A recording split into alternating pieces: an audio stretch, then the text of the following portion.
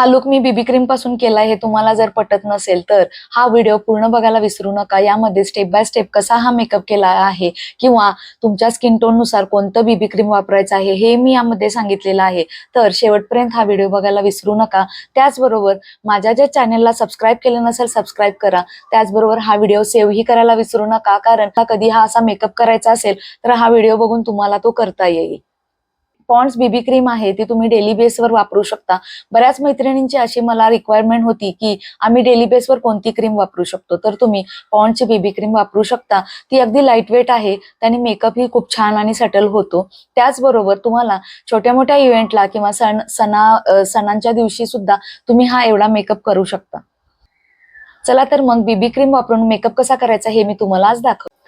सर्वप्रथम मी हे सांगते की जर तुम्ही बीबी क्रीम वापरणार असाल तर तुम्हाला कोणत्याही प्रकारच्या प्रायमरची गरज नाही.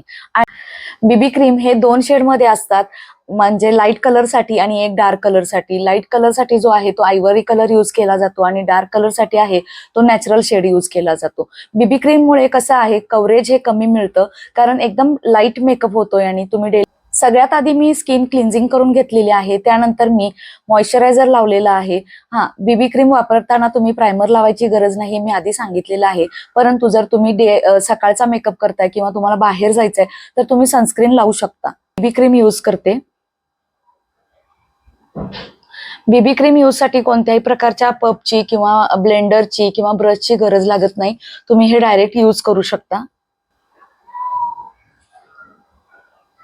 याने कव्हरेज मिळत नाही, हा लाईट मेकअप होतो. तुमचे डार्क सर्कल्स, अंडर आयज काहीही लपवले जात नाही. गळा आणि कान कव्हर करायला कधीही विसरू नका.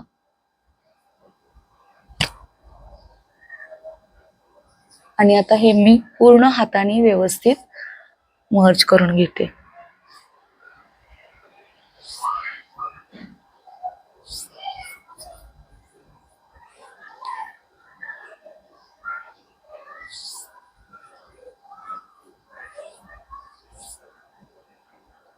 डोळ्यांवरही साधारण लावून घ्या.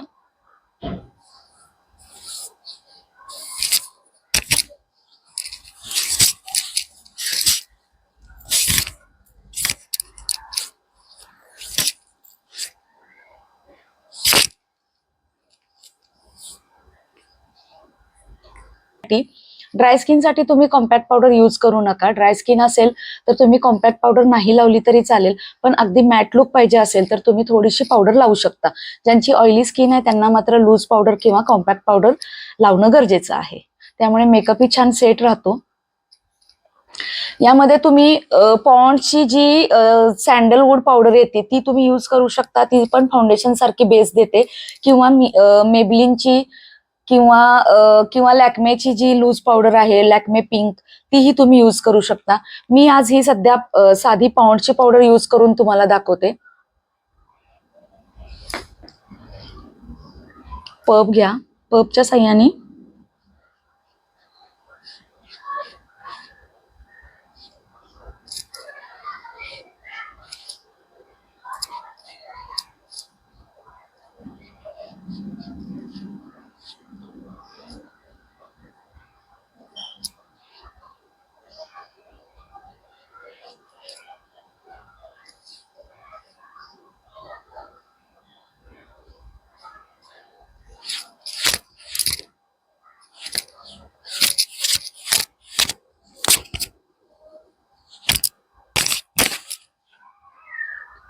तुम्ही पाहू शकता पावडर नंतर माझी थोडासा फेस मॅट लुक कडे जातो किंवा मॅट बेस तयार होतो. आणि ऑइली स्किन साठी हे खूप छान वाटतो. ऑइली स्किनला हा बेस खूप छान पद्धतीने बसतो, लॉंग लास्टिंग राहतो. त्यानंतर मी काजळ पेन्सिल वापरते. मेबेलिनची काजळ पेन्सिल आहे, ही अगदी छान आणि स्मर्ज प्रूफ आहे, तर तुम्ही काजळ पेन्सिल वापरू शकता.